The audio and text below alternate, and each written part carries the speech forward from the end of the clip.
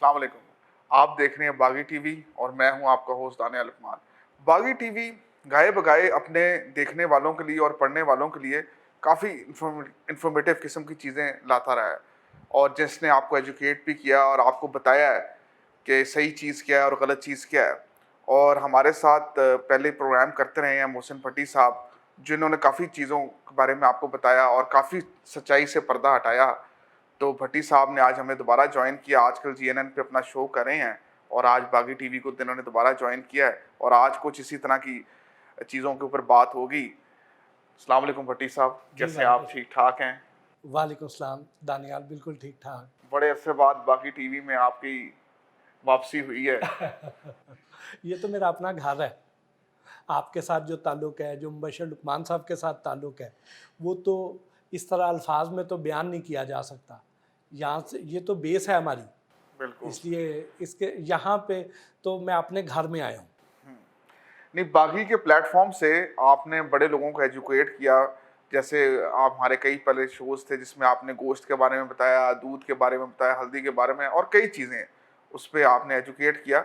आज हम भट्टी साहब जिस पे बात करेंगे, गर्मियों का मौसम चल रहा है और गर्मियों में आपको पता है सब्जियों की तादाद ज़रा ज़्यादा हर किस्म की सब्ज़ी आ जाती है। सर्दियों में सब्जियाँ इतनी नहीं होती, तो गर्मियों में लोग ज़्यादातर सब्जियाँ खाते हैं।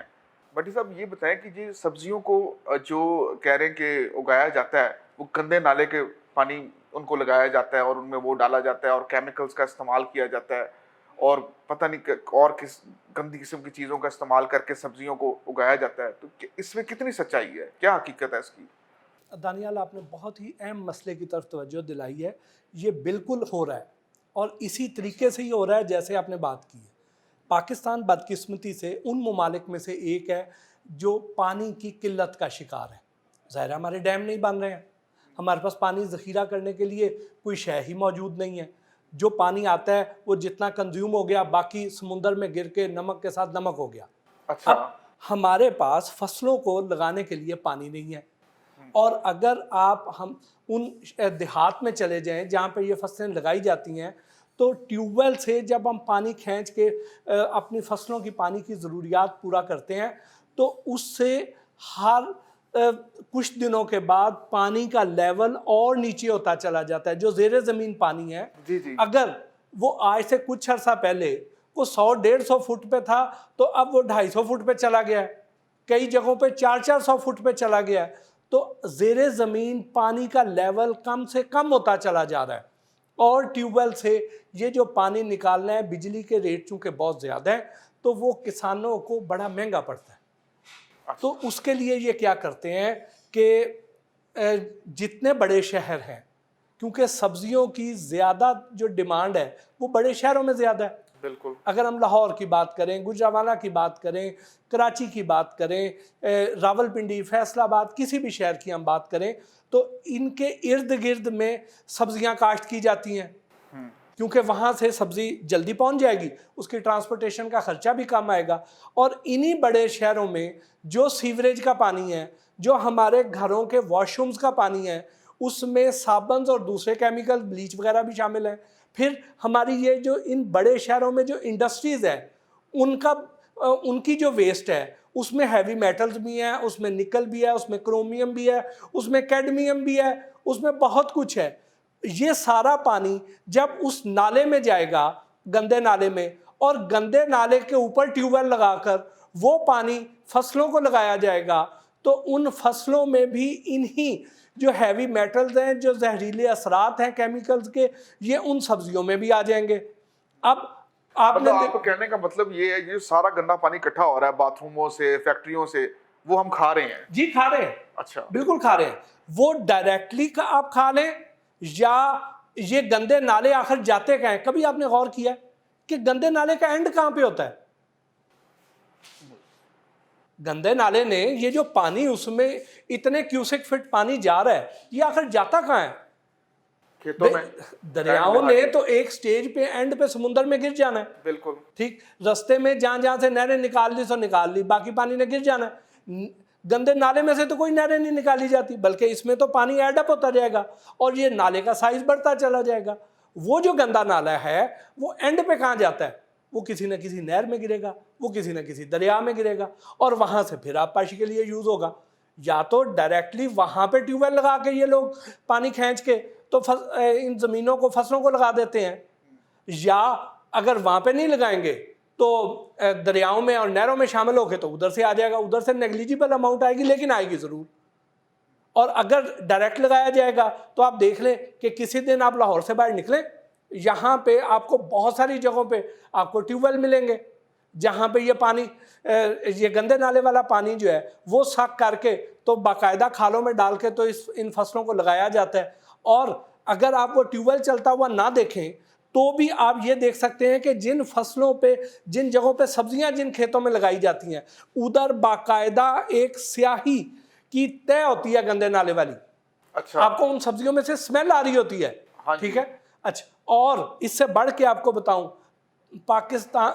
पाकिस्तान में कई शहर ऐसे हैं जहां पे ये जो सीवरेज वाला पानी है जी जी, ये बाकायदा बिकता है, सरकार बेचती है, बोली लगती है इसकी। अच्छा, ये पानी भी बिकता है? ये पानी भी बिकता है, सरकार बोली लगा, जो मुख्तलिफ म्यूनसिपल कॉरपोरेशन है, म्यूनसिपल कमेटियां मुख्तलिफ शहरों की, वो सालाना बुनियादों पे ये पानी बेचती हैं और उसके पैसे वसूल करती हैं। अच्छा, मतलब गारे का पानी भी बिकता है और उसके पैसे भी वसूल किए जाते हैं? जी। अच्छा, आगे आ अच्छी बात जाइए। है। बात सिर्फ यहाँ तक महदूद नहीं रहती है, उसके बाद क्या होता है कि मुख्तलिफ सब्जियाँ उनमें फिर सुंडियों ने, कीड़ों ने हमला करना है। आजकल अगर हम गर्मियों की बात करें तो गर्मियों में हमारी जो सब्जियां हैं उनमें करेले, भिंडियां और बैंगन, इन पर सबसे ज़्यादा कीड़े हमलावर होते हैं। अच्छा, अब जब सबसे ज़्यादा इन पर हमलावर होंगे तो इन पे स्प्रे भी ज़्यादा होगी। ठीक। अच्छा, अब आ जाएं कि जब स्प्रे की बारी आती है तो स्प्रे के भी मुख्तलिफ ग्रेड्स हैं। एक वो स्प्रे है जो टॉप ग्रेड का है, जो फूड ग्रेड है, जिसका असर 48 घंटों में ख़त्म हो जाना है। अच्छा, उसके बाद आप वो सब्जी कंज्यूम कर लें तो आपको कोई नुकसान नहीं पहुंचाएगी। लेकिन जो घटिया ग्रेड हैं उसमें पेस्टिसाइड के, ये वो वाले हैं कि जिनका असर 2-2 हफ्ते ख़त्म नहीं होना। अब अगर उस पर स्प्रे वो वाला किया जाए जो नॉन फूड ग्रेड है, जो घटिया क्वालिटी का है, जिसका असर 15 दिन तक उन सब्जियों पे रहना है, तो फिर क्या होगा? तो ये वो होगा, बॉडी के अंदर जब वो हम कंज्यूम करेंगे और वो बॉडी के अंदर जाएगा तो वो क्या डैमेज करेगा? वो सबसे पहले तो हमारे गुर्दे तबाह करेगा, अच्छा, क्योंकि पेस्टिसाइड का असर तभी आप देखें लाहौर में और खास तौर पे बाकी शहरों में भी गुर्दों की प्रॉब्लम बढ़ गई बहुत है। ज़्यादा बढ़ गई है। आप ये देखें कि आप बैंगन लेके आते हैं, बैंगन को आप काटें, उसके अंदर से सुंडी मरी हुई निकलती है, भिंडी के अंदर से निकलती हैं। बिल्कुल, ठीक है। सर्दियों के जो सब्जियां उनमें मटरों में से निकलती है, गोभी में से निकलती है। बिल्कुल, आपने ठीक कहा। ये कुछ अर्सा पहले मैं बैठा हुआ था घर में, तो मैं मटर कुछ छील रहा था बैठे हुए, तो उसमें से सूंडियां निकली हैं, मैंने खुद देखी हैं। जी। और जो बैंगन है, बैंगन में आपने देखा होगा कि उनमें बाकायदा वो बाहर से सुराख करके अंदर घुसती है। अच्छा, तो यानी आप इसकी कंटेमिनेशन के मराहल चेक करें। पहला मरहला वो कि जब खेतों में आलूदा पानी लगा, ठीक है, टॉक्सिक पानी लगा, जिसमें हैवी मेटल्स हैं जो गुर्दे तबाह करती हैं, वो वाला पानी लगा। ठीक है, उसके बाद दूसरे मरहले पर इस पे पेस्टिसाइड वो वाली स्प्रे हुई। उसके बाद एक तीसरा मरहला है कि जब मंडी में आ गई है, तो मंडी में आई तो यहाँ पे मंडी में जब सब्जी वहाँ पे ढेर लगा हुआ है, अगर उसमें से भी सुंडियाँ रेंग रही हों तो क्या करता है आड़ती, यहाँ पे उसको जहर वाले पानी में डिप कर देगा।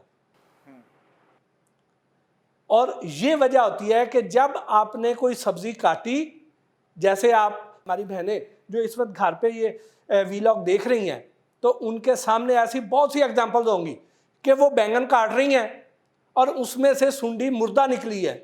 इसका मतलब क्या है? इसका मतलब ये है कि वो वाली जो सुंडियां हैं, इनको एंड पे जहर वाले पानी में इस सब्जी को डिप किया गया था, और उसमें जब डिप हुई है ये सब्जी तो उस जहरीले पानी की वजह से सुंडी अंदर मौजूद थी, वो अंदर ही मर गई है। और इसकी मतलब कोई वो नहीं है, जस्टिफिकेशन नहीं है और कोई इसकी पूछ नहीं है कोई।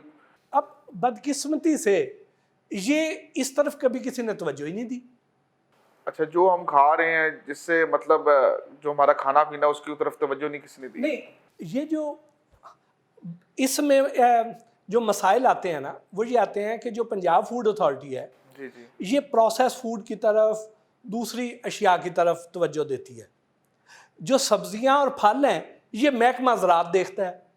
अच्छा। ठीक है, फलों को किसी हद तक फूड अथॉरिटी कर रही है कि जैसे आजकल आम आए हुए हैं, उनको मसाला लगा के पकाया जा रहा है, लेकिन जो सब्जियां हैं इनको अभी कोई इदारा चेक नहीं कर रहा है। इनको महकमा ज़राअत वाले ने करना था, वो करते नहीं हैं।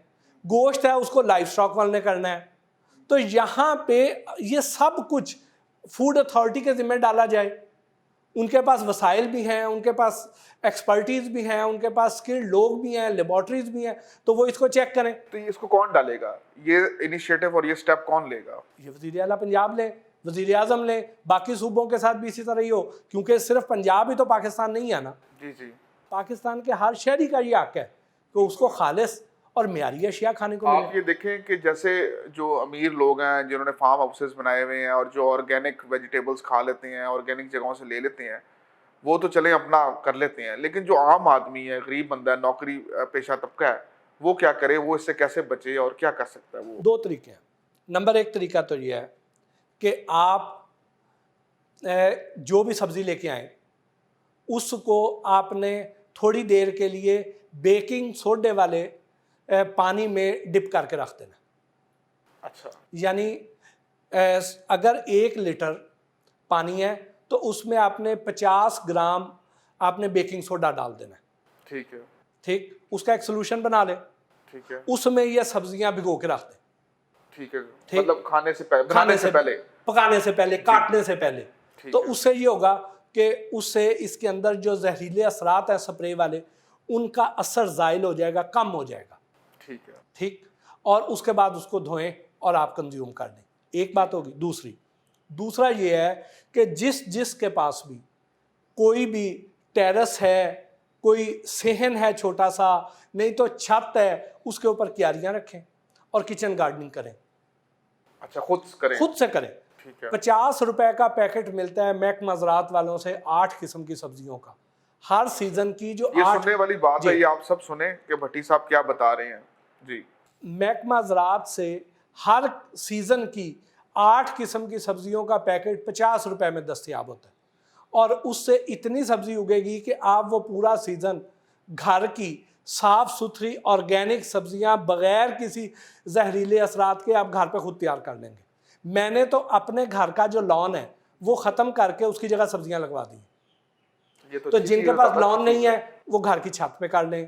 ठीक है। वो अब आप देखें हाइड्रोपोनिक को, आप जापान को देख लें, वहाँ पे बॉटल्स के अंदर वो अपनी सब्जियां उगा रहे हैं। प्लांट्स, बॉटल्स जी, तरह। तो हमें किचन गार्डनिंग पे चले जाना चाहिए। हमें इन लोगों पे जितना रिलायंस कम करेंगे उतना ज़्यादा हमारी सेहत बेहतर होगी। हम इन मतलब आपका कहने का मतलब है कि हुकूमत पे हम रिलाई नहीं कर सकते इस मामले में। क्योंकि अभी तक तो वो कर नहीं रही है उस तरह। बिल्कुल ठीक है, बिल्कुल ठीक है। थैंक यू भट्टी साहब। आपने सुना, भट्टी साहब ने आपको तरीका बताया कि सब्जी को कैसे चेक करना है, और उससे बेहतर तरीका ये बताया कि आप खुद किचन गार्डनिंग की तरफ आ जाएं, छत पे कर लें, या जिनके पास जगह नहीं है, जिनके पास लॉन है वो लॉन में कर लें, जिनके पास जगह नहीं है वो छत पे कर लें, सेहन में कर लें। तो ऑर्गेनिक वेजिटेबल्स की तरफ आएँ, खुद अपना इनिशिएटिव लें और अपनी सेहत का ख्याल रखें। देखते रहिए Baaghi TV. Until the next time, अल्लाह हाफिज़।